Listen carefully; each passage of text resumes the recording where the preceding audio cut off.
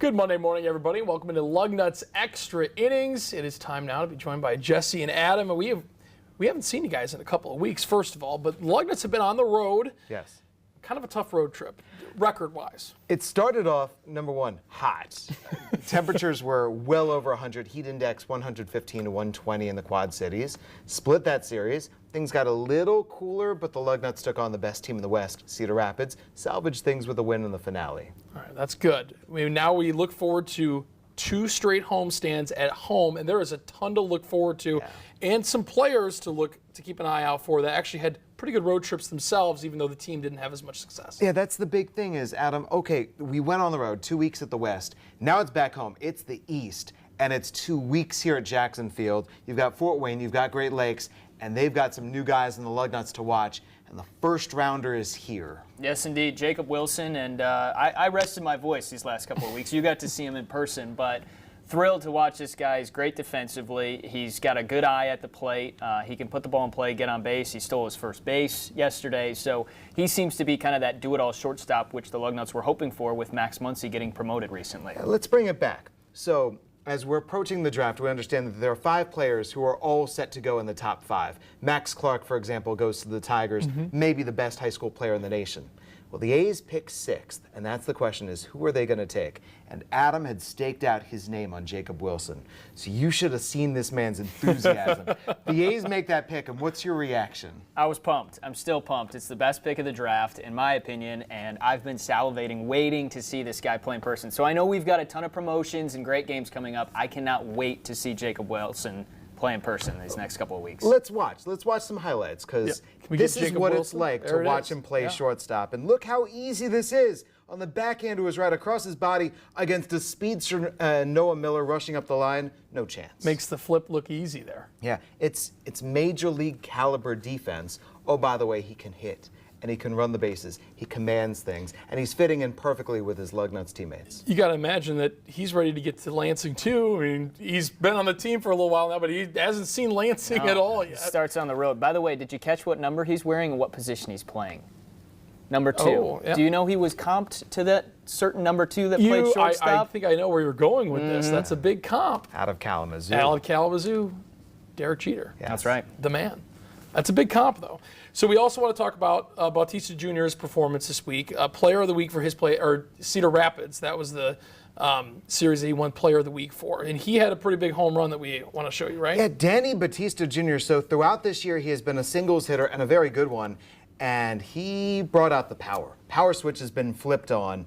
He's long been one of the toughest players to strike out on the team. Well, guess what? He's not collecting base hits by the bunches. They're batting him right in the middle of the order, and he was honored, and rightfully so. As the Midwest League Player of the Week, they could not get him out on the road. He was barreling everything. So that he's taken his game to the next level. Colby Thomas has found the next level. Junior Perez, hitting at the top of the order, has found that next level. And suddenly, in the second half of this Midwest League season has seen the Lugnuts with the best team batting average of any team in the MWL. Yeah, their offense has taken off. And for Danny Bautista, how about this guy just continuing to break his own hitting streak and on-base streaks? He now has a 13-game hitting streak, which is the best, passing himself to get to those 13 games.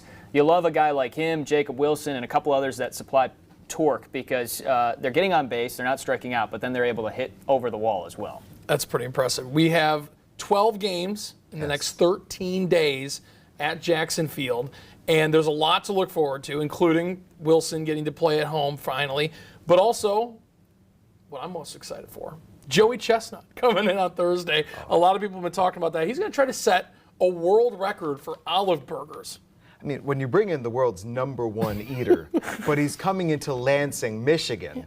So we've got our own reputation. Naturally, and right. What is the city known for food-wise? Yep. Well, I am the only one on this set from Lansing, so I want to point out and be very ashamed that Eden Rapids, what's up? I've never had an olive burger before, so maybe this is the week.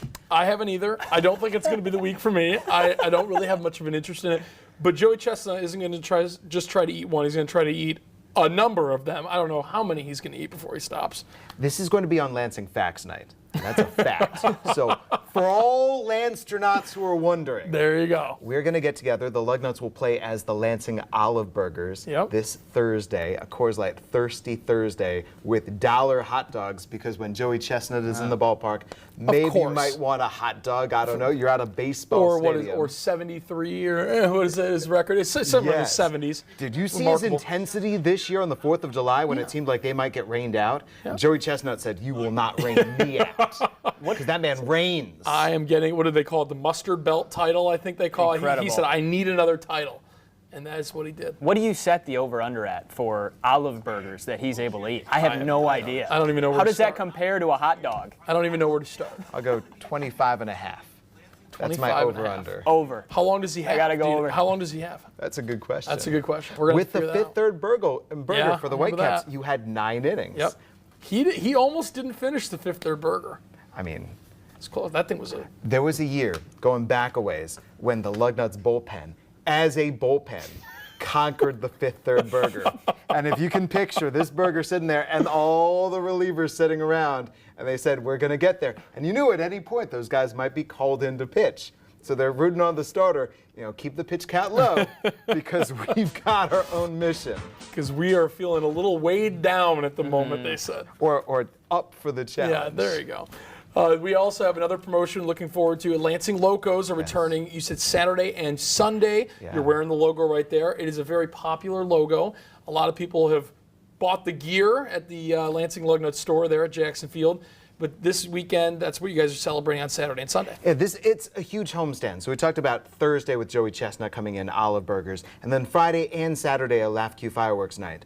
But this Saturday and Sunday, it's a Copa weekend with the Sugar Skull Lugnuts bobblehead, the Locos bobblehead. Yeah, the Sugar Skull bobblehead pays tribute to the Mexican heritage, so you get that opportunity Saturday and Sunday. And let's not forget Defenders of the Diamond Night on Friday before those Laugh Cube fireworks. Yes. So it's jam-packed this week. It's jam-packed this week, and it all gets started tomorrow night, and the weather looks phenomenal for the first game of the homestand. And again, 12 games in the next 13 days at Jackson Field. So there is a lot going on. You're not going to want to miss it. You can also tune in with Adam and Jesse for the game coverage. And of course, we're going to have a recap of the Fort Wayne series coming up on Monday when Taylor Gattoni returns. And that's the fun thing, is that will be halfway through our homestand. There you go. 'Cause We'll be have back 6 the more week games after. to look forward to. Yeah.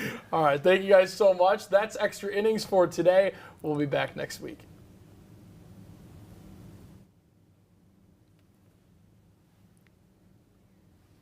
We're clear. Bang. Love it.